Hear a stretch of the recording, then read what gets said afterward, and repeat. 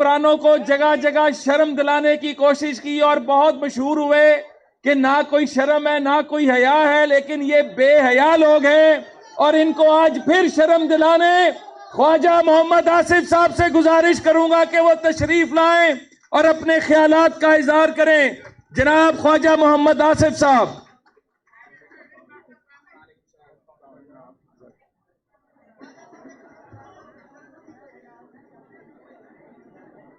बिस्मिल्लाहिर्रहमानिर्रहीम।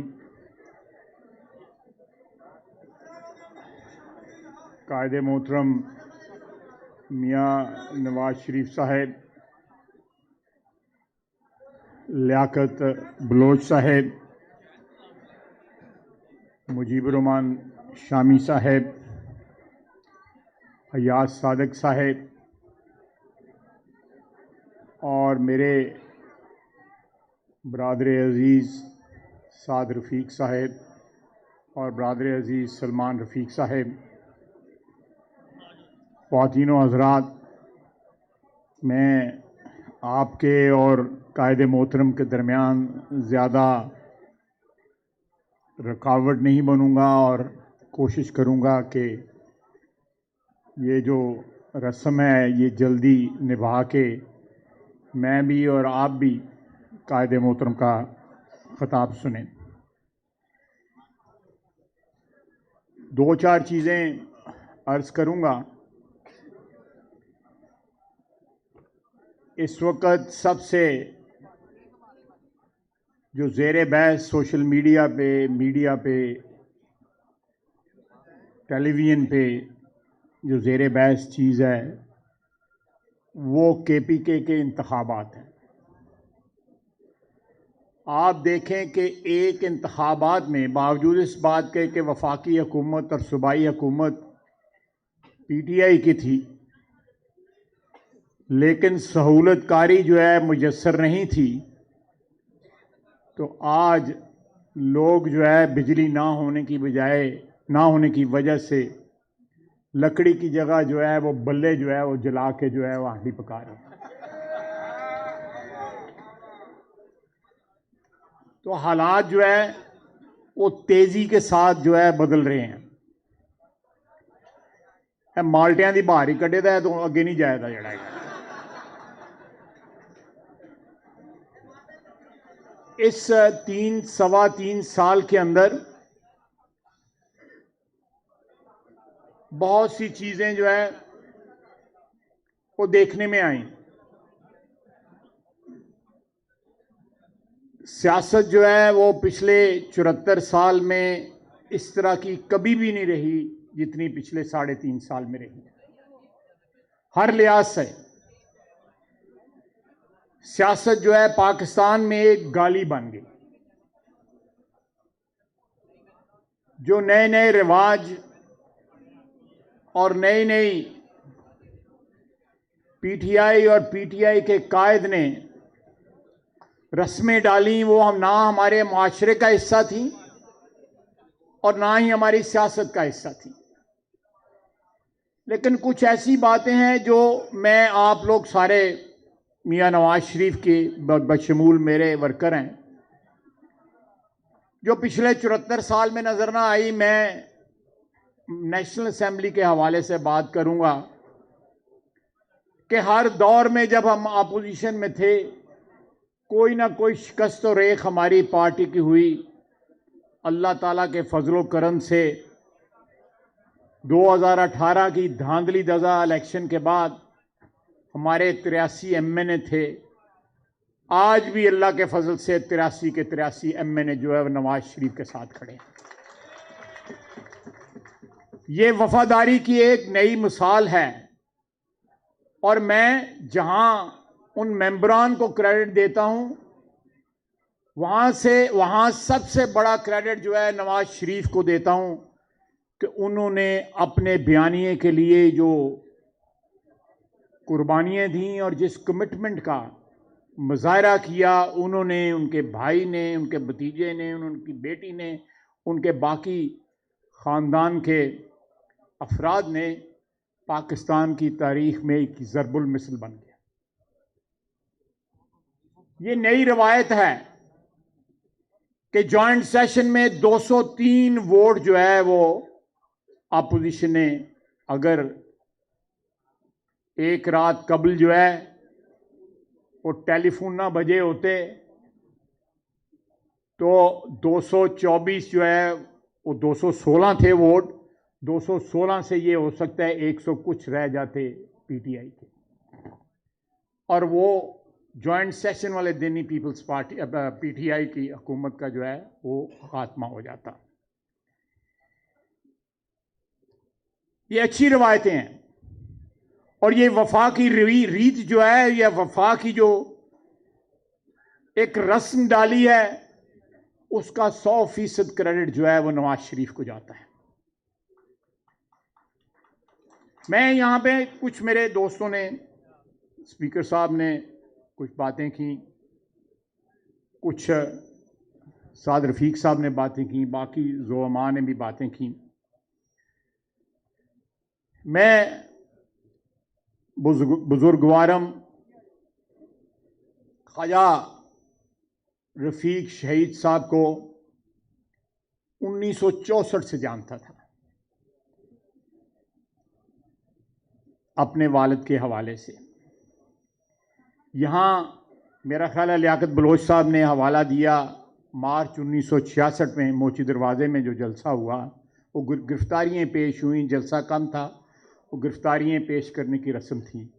मुझे फ़ख्र है कि मैं वहाँ पे मौजूद था। मेरी उम्र 15-16 साल थी, लेकिन अपने वालिद के हवाले से, एक अयूब खान के ख़िलाफ़ तहरीक के हवाले से, बहुत बड़ा नाम है। और खुशी की बात है कि दोनों फर्जंदान ने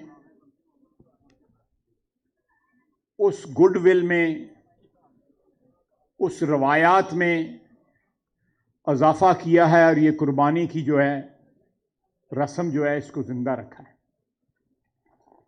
और आज पाकिस्तान मुस्लिम लीग की तारीख़ में इन दोनों भाइयों का नाम, और पिछले 25 साल के नशेबो फराज में इन दोनों भाइयों का नाम जो है वो जली हरूफ में पाइंदा और रखशंदा है।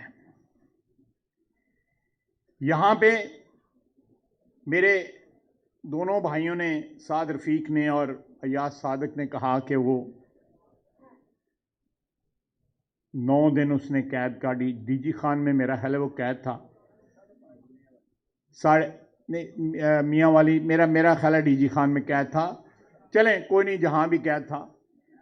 ये जंग जेल में हम थे और वहाँ पे बहुत सारे लोग दूसरी जेलों से वहाँ पे ट्रांसफ़र किए गए कुछ 15 दिन के बाद। ये नवंबर 2007 का मेरा ख्याल है ये वाक़या है। उनसे पूछा गया, लोगों ने पूछा, जो लोग आए उन्होंने कहा आपकी जेल में और कौन कौन था? उन्होंने कहा हमारे साथ इमरान खान भी था, और वो चंद दिनों के बाद रिहा हो गया था। वो किस तरह रिहा हुआ? कहते 4 के 5 दिन रहा, सारा दिन बैठ के रोता रहता था। और फिर उसने उस वक़्त की काफ लीग की हुकूमत जो है उसके साथ कोई गुफ्तगू की किसी के ज़रिए, और उस वक़्त के पंजाब के हुक्मरानों ने उसके जो डिटेंशन के ऑर्डर जो है वापस लिए और वो घर आ गया। ये जितना दलेर है, जिन्होंने मुंडिया ने चढ़ के पिछले 3 साल दियां बड़का मारा है, सानू ਉਹਦਾ भी पता है। तो ये सारे राज जो हैं, इसकी अपनी कोई गुडविल नहीं, इसका कुछ अपना कुछ भी दाव पे नहीं लगा हुआ, ना सियासत, ना कोई और कोई दौलत शौलत, कुछ भी नहीं लगा हुआ। पाकिस्तान में एक बड़ी तादाद में वोटरों ने भी, सपोर्टरों ने भी और स्पॉन्सर्स ने भी ये सोचा कि ये तब्दीली आएगी, उस तब्दीली के लिए कितनी बड़ी कीमत कौम को अदा करनी पड़ी।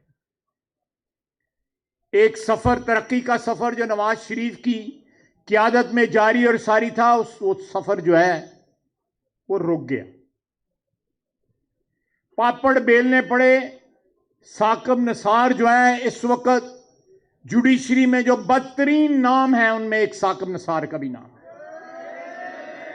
जस्टिस मुनीर से लेके आप अदलिया का सफर देखें। अदलिया का मुझे बड़ा एहतराम है, अदलिया ने बड़ा बड़ा फैसला भी दिया हुआ है। 1993 में हमारी हुकूमत बहाल भी की थी अदलिया ने, वो भी एक तारीखी फैसला था। लेकिन जिस तरह तमाम अदारों में खामियां रहीं और बड़ी बड़ी फाश गलतियां पिछले 74 साल में हुई, उस तरह अदलिया में भी हुई। और अदलिया में बाज नाम जो हैं वो हमारी कौमी जिंदगी का हमेशा पछतावा रहेंगे। वो जस्टिस मुनीर से उसकी इब्तदा हुई। जस्टिस मुनीर साहब, अगर मुझे गलती नहीं लग, बाद में वजीर कानून भी अयूब खान के रहे। इन्होंने नैब के कानून पे लामा दिखाया गया, लामा लियाकत बलोच साहब ने, शाहिद अब्बासी साहब ने वो कानून जो है बदलना चाहा। उस कानून में ऐसी तब्दीलियां लाना चाहिए जो इंसाफ के तकाजों के मुताबिक थी। साकब नसार साहब ने उनको पैगाम भेजा कि अगर आपने इसमें कोई तब्दीली की तो हम स्ट्राइक कर देंगे सुप्रीम कोर्ट के उस तब्दीली को स्ट्राइक कर देंगे। और हड़ताल वाली स्ट्राइक नहीं, दूसरी स्ट्राइक। तो कहां कहां तक मुदाखलत ना हुई। सिर्फ नवाज शरीफ का रास्ता रोकने के लिए, नवाज शरीफ को इक्तदार से बाहर करने के लिए आज इस कौम को, इस हुकूमत के अफराद जो हैं, शब्बर जैदी, रजाक दाऊद और गवर्नर पंजाब कह रहे हैं कि ये मुल्क जो है दिवालिया हो गया, हम कंगाल हो गए। हमारा स्टेट बैंक जो है वो IMF की ब्रांच बन गया। हमारा स्टेट बैंक जो है पाकिस्तान की मलकियत नहीं है, हम उसमें से पैसा नहीं निकाल सकते। हमने ये कमिटमेंट दी IMF को। क्या इसलिए इसको लाया गया था? कौन इसकी कीमत अदा करेगा? कि आप 60-65% आबादी जो है रुल गई है पाकिस्तान की। लोग गुर्दे बेचते हैं, बच्चे बेचते हैं चौकों में बैठ के।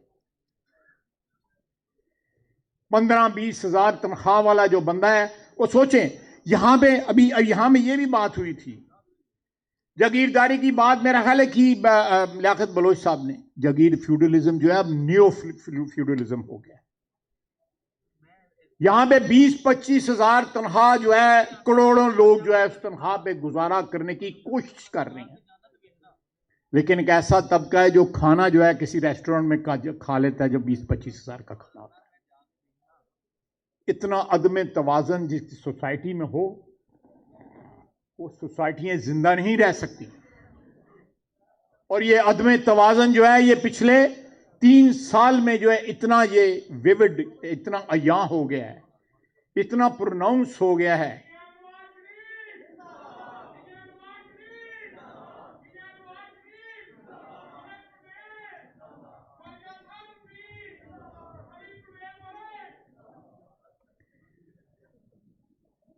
तो ये रुझानात इस वक्त मजहबी रुझानात भी जो हैं, वो मजहबी रुझानात नहीं है मुतशद्दद। वो बुनियादी तौर पे जो माशी महरूमियां हैं, वो मजहब में मुतशद्दद रुझानात का जो है शक्लदार रही हैं। मैं लंबी बात नहीं करूंगा, लेकिन क्योंकि ये माजी करीब में ये वाकयात जो है हुए हैं। आज के मौजू के हवाले से लियाकत बलोच साहब ने कहा कि हमें गलतियों का एतराफ़ करना चाहिए। तमाम अदारों को, तमाम जो बरादरियाँ अशराफिया का जो हिस्सा है, उनको ज़रूर करना चाहिए। आप जब तक गुनाहों का एतराफ़ नहीं करेंगे तो बख्शिश का सिलसिला किस तरह शुरू होगा? बख्शिश का सिलसिला तो उसी वक्त शुरू होगा कि अगर आप गुनाह का एतराफ़ कर रहे हैं।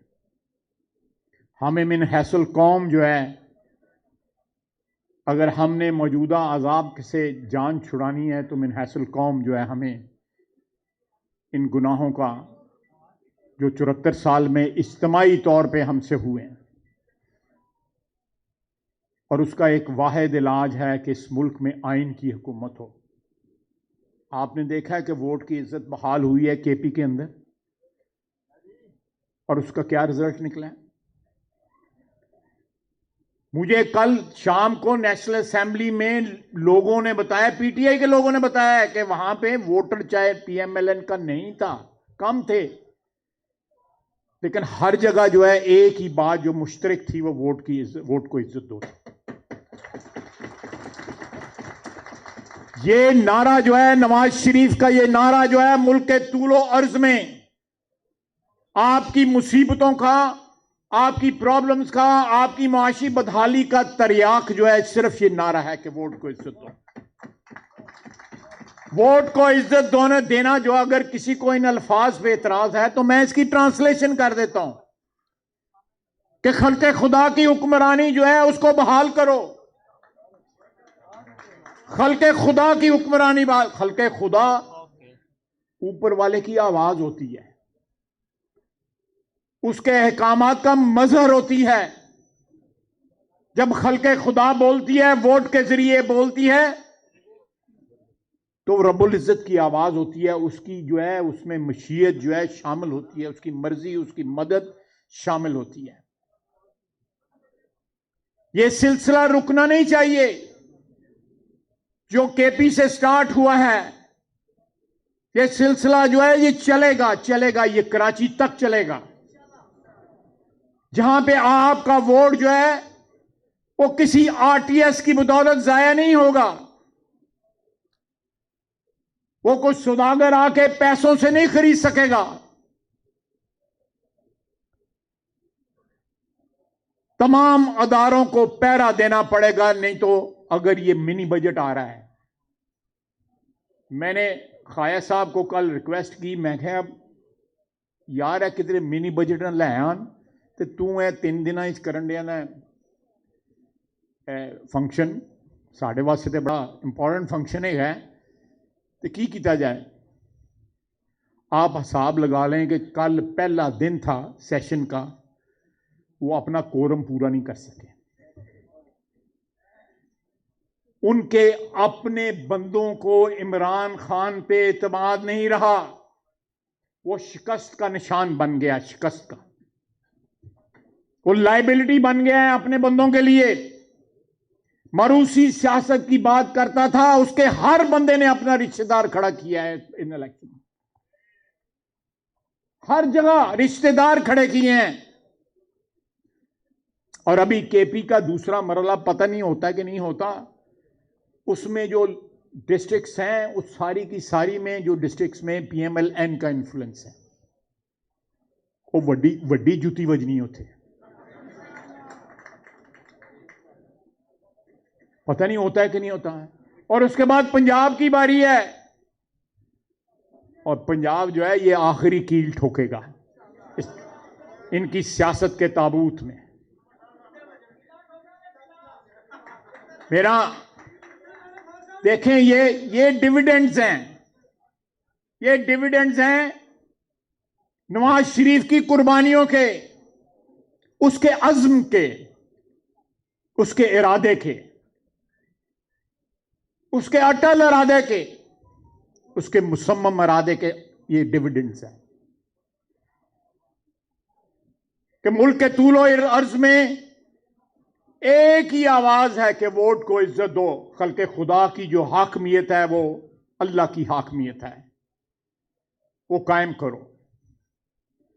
74 साल में बड़े बड़े एक्सपेरिमेंट हो गए, डायरेक्ट भी आए, खंडराज छोड़ के गए, मुल्क टूट गया। अब हाइब्रिड भी चला, उन्होंने नहीं पता हाइब्रिड बैटरी केड़ी है, ये तो पेट्रोल केड़ा है।